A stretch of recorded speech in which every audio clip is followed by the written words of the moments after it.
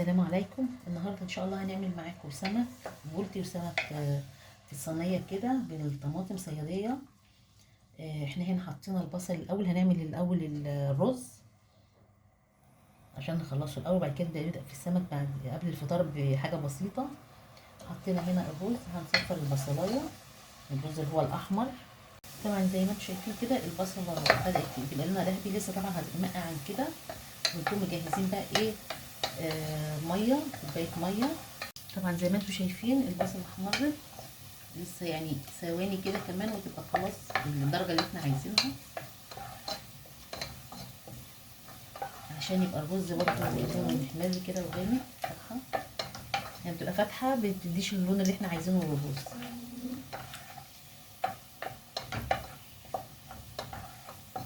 احنا كده هنحط معانا رشه سكر عشان الكرمله بتاعت البصل تبقى حلوه للرز. طبعا اهيت الغمقان ده ممكن تغمقي كمان عن كده لو حابين، بس ناخد بالنا منها. هنحط رشه سكر بسيطه، وبعد كده بقى هنبدا ننزل بالميه.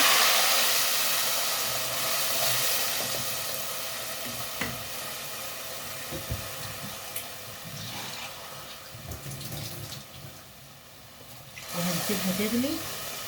احنا هنا هنسيبها تغلي شويه ونطفي عليها قبل الاذان المغرب ان شاء الله. نبدا نحط فيها الرز عشان يبقى سخن على الاكل على طول. احنا هنبدا نسيبها تغلي بس شويه ونطفي عليها. رجعت لكم تاني. احنا كده هنعمل الاول البصل بتاع السمك الصغيريه. طبعا احنا هنا قطعناه شرايح وحطينا الزيت عشان اول ما نقليه. احنا بنديله طبعا، بنقليه حاجه بسيطه زي تشميعه يعني اللي هيتحط في الصينيه. احنا دلوقتي بس ايه، نبدا نصفره الاول.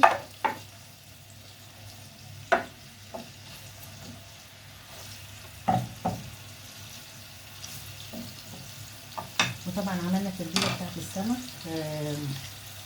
ثوم وفلفل وكمون وكزبره وعصير ليمون وفلفل اخضر حامي. قطعناه طبعا دقيناه، ممكن نفرمه علشان ما ينزلش واحنا بنقلي ما ينزلش في الطاسه يتحرق. فالافضل ان احنا نفرمه مع الثوم او ندقه حتى كويس، يعني يبقى قطع صغيره مفيش مشكله يعني، بيكون افضل. وهنجيبه امتى بيه السمك.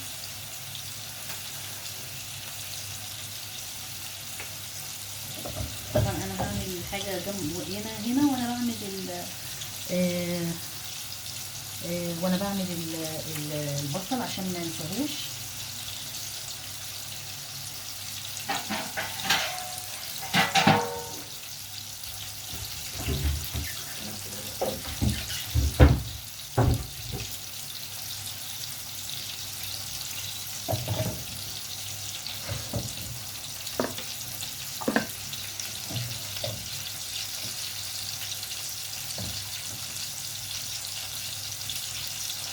طبعا احنا الحجم اللي هو يتعمل في الصينيه اللي هو الوسط ده يا جماعه صغير، الكبير هنقليه.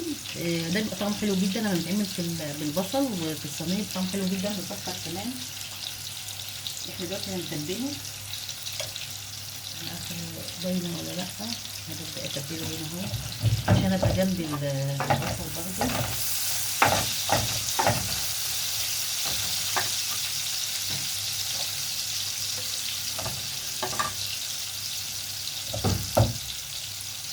هنا هبدا اتبل السمك. ممكن اقربها من الرخام شويه كده، عارفه هي مش واضحه قوي. نبدا نحط التتبيله.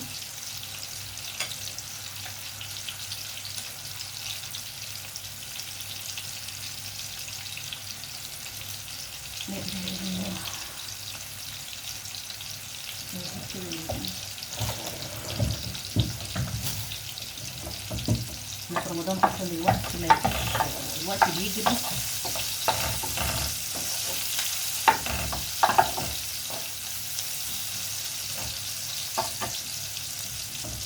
الوقت بيجري الحقيقه، الواحد مش عارف يعني.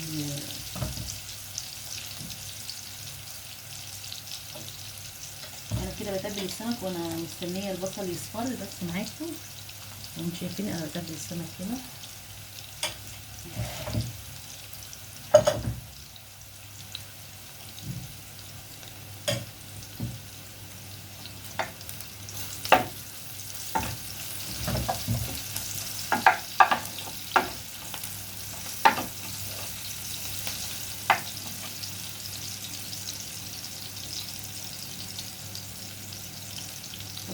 نكون غاسلين السمك كويس يا جماعه، شايفين منضفينه من جوه كويس. وهنا برضو المكان الدم ده بيتنضف كويس، بيتشطف كويس، واحنا بنحطه في الاطباق، نخليه كده افضل، عشان لو في نقطه دم نقطه ميه تنزل ويتصفى الاول.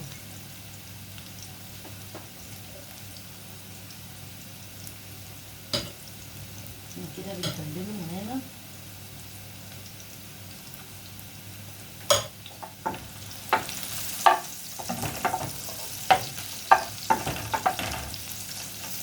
طبعا احنا عملنا البصل بتاع الرز، عشان ايه نستنى بس قبل الاذان بشويه او قبل الوقت بشويه، ممكن نعمله على طول.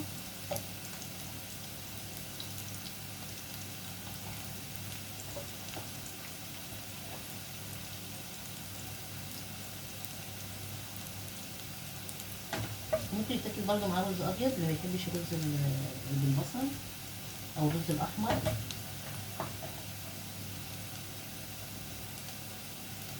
الناس زهقت بقى من كام لحمه من كام فراخ.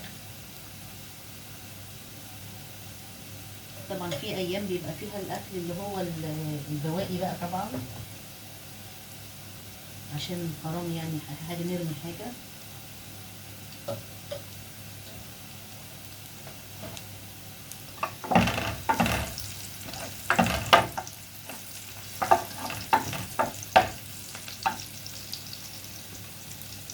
بقى البصل اهو زي ما انتم شايفين، الصينيه بنعمل فيها البصل عشان ايه، انا بكمل تتبيل السمك.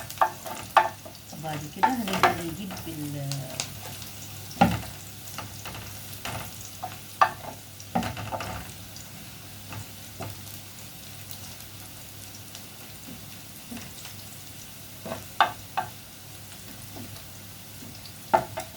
طبعا برضه الواحد يخلص السلطه بدري، لان احنا كل يوم بنعمل الفطار.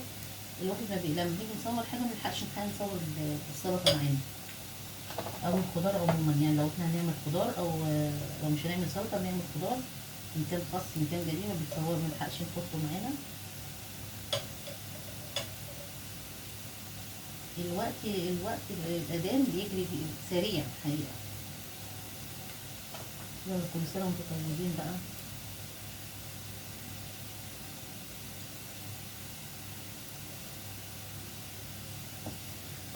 يا الله يا كريم.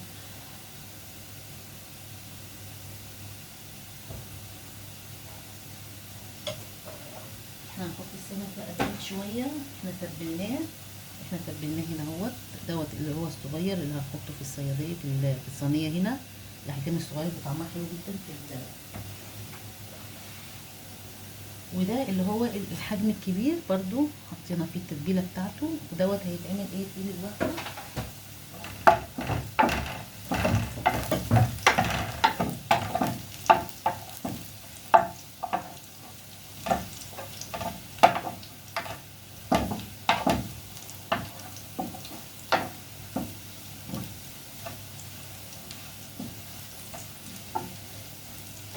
احنا كده هنهدي النار عليه عشان نبدأ نجيب البصل الصلصة.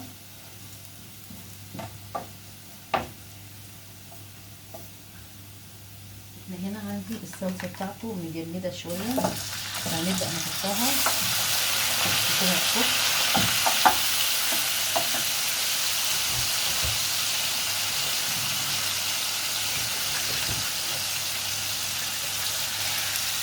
نسيبها هي الصبح بقى على ما نعمل السمك.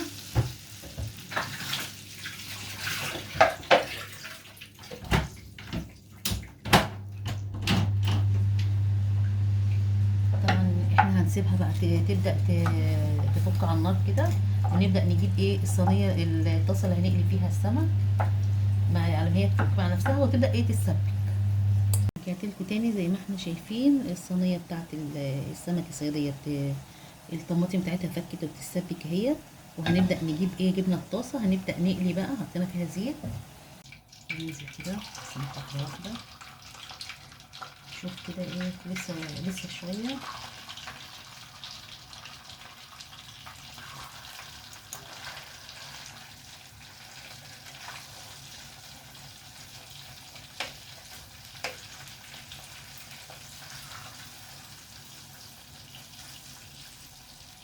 ورجعت لكم تاني. احنا كده زي ما انتم شايفين السمك هنا اهو. الرز حطيناه، حطينا الحله، هنبدا ننزل عليها بالرز. حطينا الميه تغلي، ننزل عليها بالرز عشان الوقت خلاص.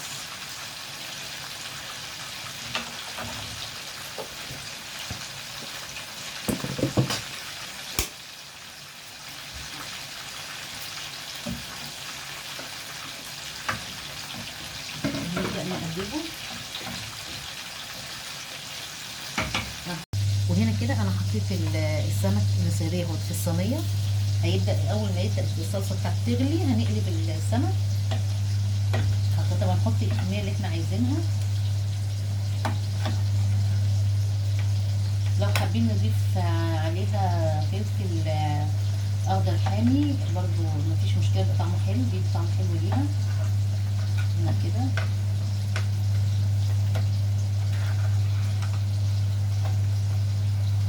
بنحاول بس نقلبه عشان كله ياخد نفس التسويه.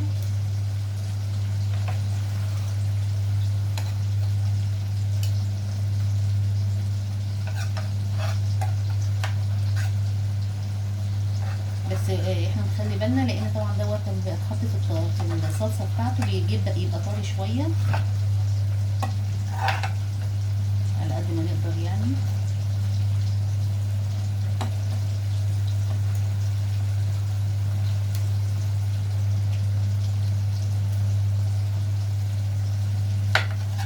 اول معلقه بقى ايه، انا كده نقلت السمك على العين بوتاجاز تانية تتقلي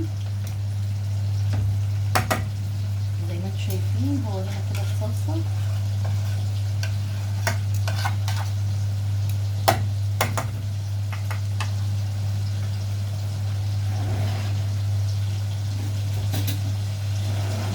بالمعلقه معانا كده حابين نحط الصلصه على الوش، على السمك نفسه والبصل. لو حابين نحطه في الفرن بتاع البوتاجاز ممكن نحطه برضو، بس يعني هو الموضوع مش هيستاهل لان احنا محتاجين نقلبه يعني كل شويه، محتاجين نقلبه يعني او مره او مرتين بس مش اكتر يعني، مش كتير. الطريقه دي برضو ممكن لو حد بيحب السمك المخريل برضو تنفع فيها، تبقى جميله جدا برضو. نقليه الاول نص قليه كده تشميعه يعني، ونبدا نحطه. طبعا هنا احنا بنحاول نرفع عليه البصل طبعا والطماطم. دقيقه كده بنحط عليه.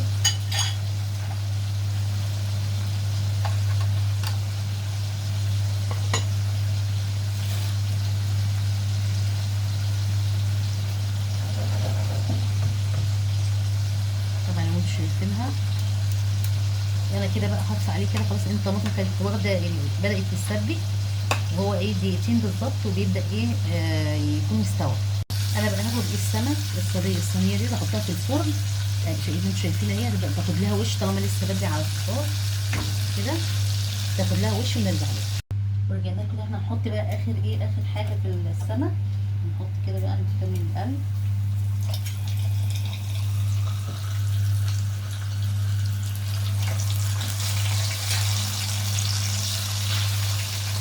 احنا حطينا السمك زي ما قلت لكم، حطيناها تاخد وش في الفرن في الشوايه، وهنطلعها ايه اول ما نخلص كله.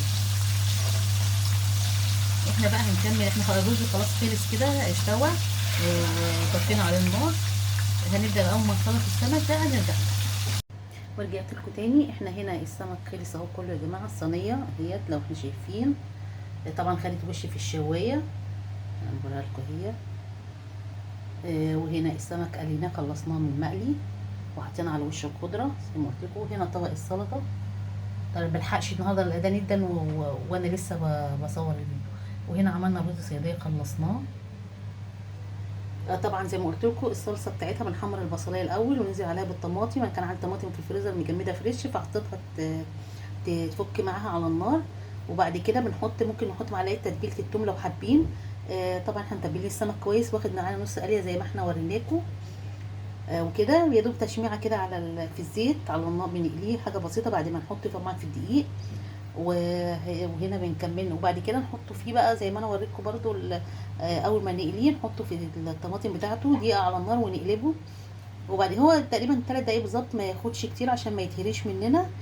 لو اللي حابب يحطه في الشوايه زي ما احنا عملنا كده ممكن، لا حابب يحط ياكله كده ما فيش مشكله، اتنين نفس الطريقه واحده والطعم بتاعه حلو جدا. معانا هنا المقلي زي ما وريتكم. لو عجبكم الفيديو لايك وشير وسبسكرايب، وبالهنا والشفا.